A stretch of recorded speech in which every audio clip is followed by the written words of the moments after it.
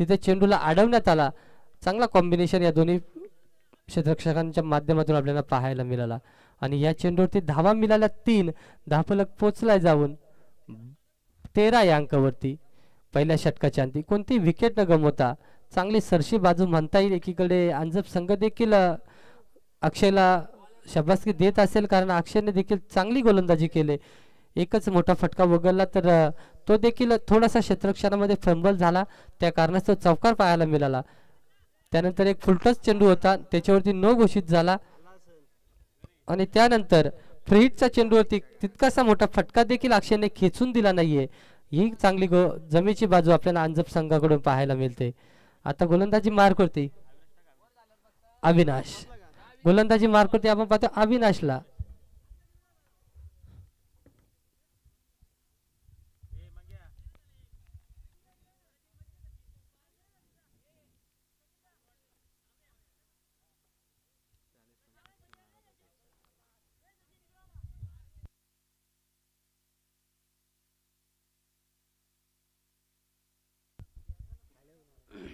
स्पर्धेचा नियम सर्वांना लक्षात असला पाहिजे. Compulsory chasing, compulsory dressing. इथे आपण गोलंदाजी मार्कवरती पाहतोय अविनाशला.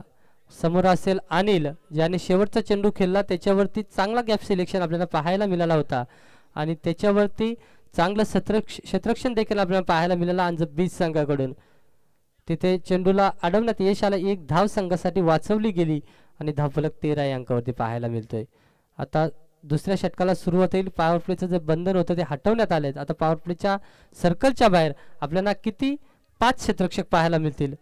आपण क्षेत्ररक्षण करताना पाहतोय अंजप बी संघ.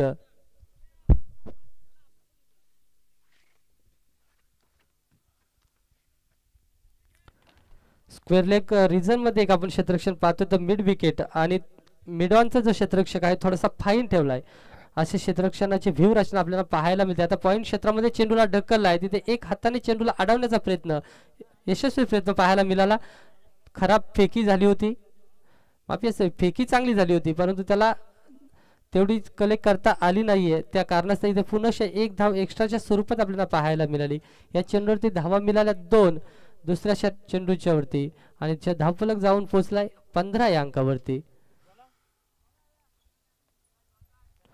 ऑफ साइडला जर आपण ऑन साइडला जर क्षेत्ररक्षण पाहायला गेलात तर एक कव्हर पॉइंट मध्ये क्षेत्ररक्षण आपल्याला पाहायला मिळतोय आणि त्या कव्हर पॉइंटच्या डाव्या बाजूने चेंडूला मात्र खेळण्यात यश प्राप्त केलं अनिल रसाल या फलंदाजाने आणि त्याच्यावरती धावा मिळाल्या 4. मी सुरुवातीला सांगितलं होता अनिल रसाल हा फक्त चौकारांसाठी ओळखला जातो. अगदी चांगला चौकार त्याच्या माध्यमातून पाहायला मिळतात. टायमिंगच्या जोरावरती फटके खेळत असतो, त्या कारणाने इथे मात्र त्याला सहजासहजी चौकार तो शोधत असतो. गॅप सिलेक्शन चांगल्या रीतीने शोधत असतो. तितकीशी संधी मिळत नाहीये त्याला मैदानावरती.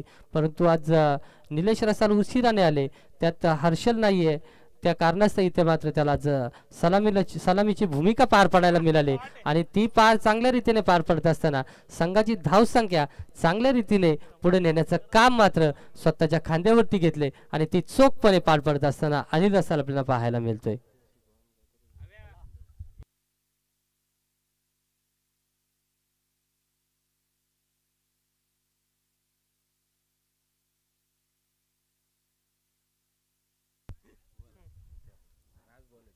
चेंडूंची खरोखर चिंता करू नका, कारण तो टेंबरे संघाच्या पाठीराखीयांचा विचार करा, ज्यांनी त्या शरदजी आसले साहेब बसलेत आपल्या पाठीमागे. किती चेंडू लागू द्या, किती टर्म लागू द्या, डायरेक्ट हिट बिंदास करा. टर्म मोडले तरी त्यांच्याकडे टर्म आहेत, काही चिंता करू नका. शरदजी आसले खंबीर बसलेत आयोजनाच्या पाय. आता मात्र चेंडूला उडवलाय अक्षयच्या विरोधात.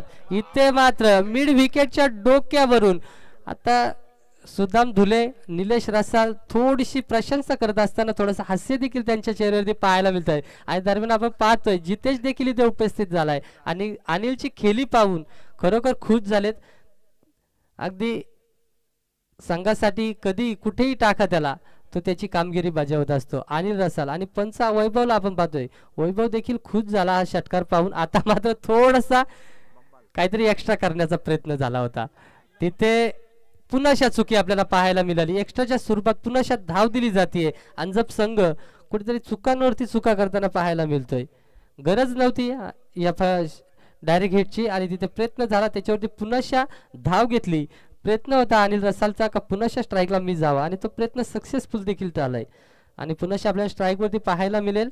अनिल रसाल धावसंख्या जाऊन पोहोचले 30 या अंकावरती. पहिल्या षटकात धावा होत्या 13, या षटकात धावा आल्या 17. म्हणजे चांगल्या रीतीने विचार करायला गेला तर अविनाशला चांगल्या रीतीने टोलेबाजी केले, फटकेबाजी झाले.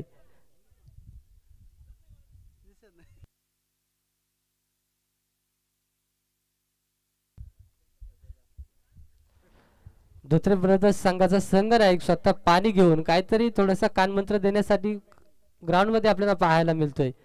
सांगतोय आता 2 फलंदाज वाढलेत, बिंदास मोठे फटके खेळा. येणारे 2 षटक आहेत, कमीत कमी आपल्याला 60च्या वर धावा नेऊन ठेवायचे, 60+ धावा पाहिजेत त्यांना. या कारणास्तव इथे मात्र निलेश रसाल पाणी घेऊन आला होता आणि मंत्र दिलाय. आणि रसाल थांबत नाहीये, परंतु गोलंदाजी मार्कवरती आता आपण पाहतोय. गोलंदाजी मार्कवरती अंजप संघाचा गोलंदाज राहुल, नौखा गोलंदाज आपण पाहतोय. या वर्षीच्या हंगामात नव्याने सुरुवात करतोय, परंतु त्याला देखील आपण देऊया शुभेच्छा. समोर 2 फलंदाज ताकदवान फलंदाज आहेत, त्यांच्या विरोधात गोलंदाजी करायचे, विचारपूर्वक गोलंदाजी करावी लागेल. कारण समोर अनिल रसाल, मी सांगितलं होता पहिला चेंडू ज्याने ऑफ पॉईंट क्षेत्राच्या डोक्यावरून ढकलला होता, पण तिथे चौकार अडवला.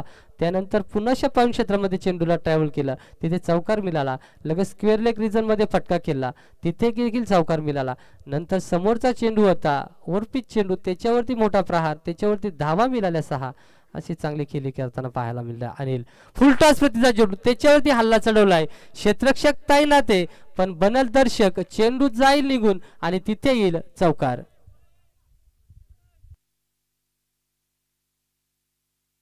पण बनल दर्शक, चेंडू जाईल निघून आणि तिथे येईल चौकार.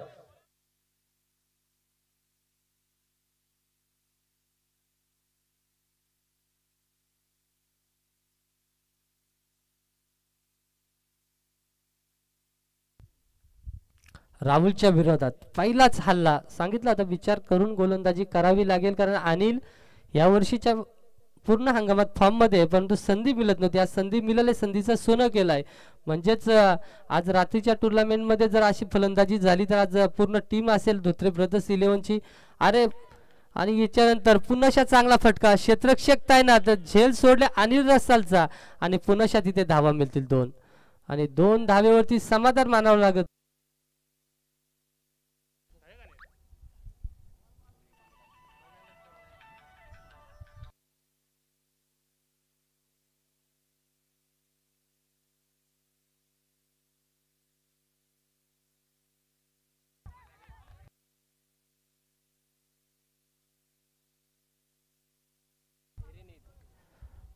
तरी दरम्यान आपण पाहतोय इलेक्ट्रिशियनचा थोडा तुटवडा झाला होता. तिथे आपण आयोजकांनी लगेच संपर्क साधला डेकोरेशन वाल्याशी आणि तिथे तो अडथळा दूर करत असताना आपण जातोय आपण अशा खेळपट्टीवरती. इथे महेश गोलंदाजी मार्कवरती सज्ज झाला. पहिल्या चेंडूवरती 1 धाव पाहायला मिळाली, दुसरा चेंडू वाईड आणि सलगचे 2 निर्धाव आपल्याला निलेश रसाल खेळताना पाहायला मिळाला.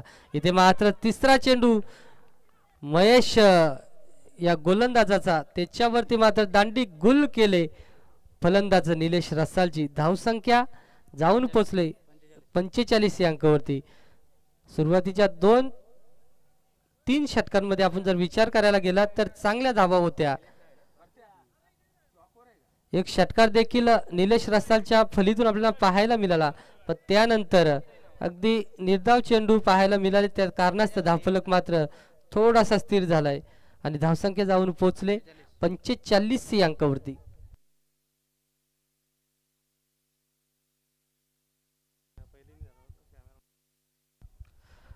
अजूनही या षटकातील 2 चेंडू असतील आणि 2 चेंडूवरती प्रहार चढवण्यासाठी डावखुरे हाताच्या गोलंदाजाच्या विरोधात डावखुरे हाताचा फलंदाज आपल्याला पाहायला मिळेल जितेश.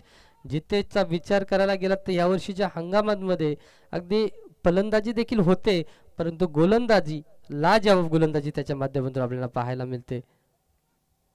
आता मात्र चांगला चेंडू बीट झाला. जितेश हा फलंदाज आणि स्ट्राईकला गेला. या आजच्या दिवसातील फुल फॉर्म मध्ये असलेला फलंदाज अनिल रसाल. अनिल रसाल आपण पाहतोय वैयक्तिक धावसंख्या जर पाहायला गेल्यात तर स्कोरर आम्हाला मोजून सांगतील. तोपर्यंत अजून एक चेंडू आहे, त्याच्यावरती किती धावा जोडेल अनिल. संघासाठी धावसंख्या जाऊन पोचली 46.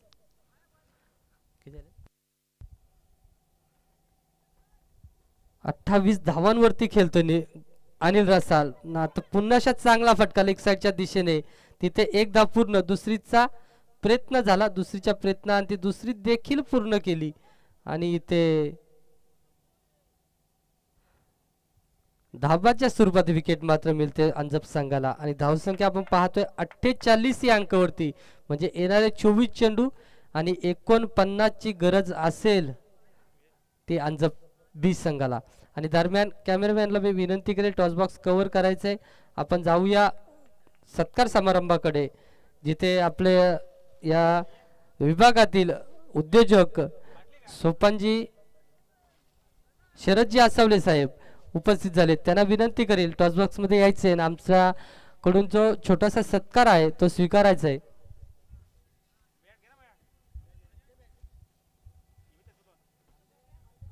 आणि सत्कार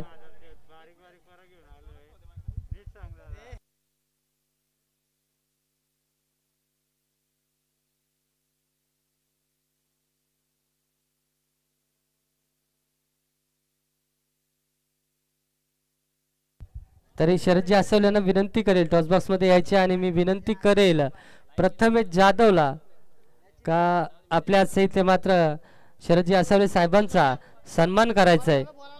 आणि सन्मानार्थ आपण पाहतोय या शृंखलेची भेटवस्तू म्हणून सन्मान चिन्ह जे दिलेत दर्शनजी घुडे यांच्या माध्यमातून या शृंखलेला जितक्याही ट्रॉफीज लागतील, ती सन्मान चिन्ह असो, सामनावीरची ट्रॉफी असो, 1 ते 4 क्रमांकाच्या ट्रॉफीज किंवा जे